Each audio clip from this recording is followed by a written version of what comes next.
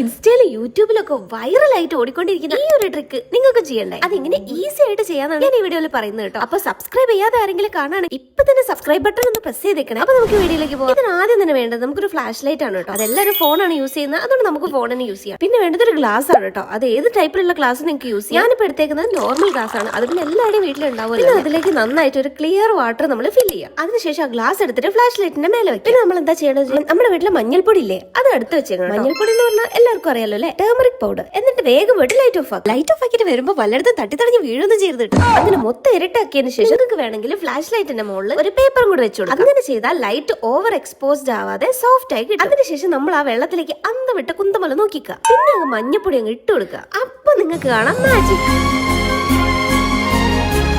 അപ്പൊ ഇവിടെ എങ്ങനെയുണ്ട്? അപ്പൊ നിങ്ങൾക്ക് എല്ലാവർക്കും ഈ വീഡിയോ മനസ്സിലായെന്ന് വിചാരിക്കുന്നു. ഈ വീഡിയോ ഇഷ്ടപ്പെട്ടെങ്കിൽ ലൈക്ക് ചെയ്യാനും കമന്റ് ചെയ്യാനും മറക്കരുത്. അപ്പൊ നിങ്ങൾ എല്ലാവരും വീട്ടിൽ ചെയ്തു നോക്കൂ കേട്ടോ. അപ്പൊ അത്രയേ ഉള്ളൂ. ബൈ.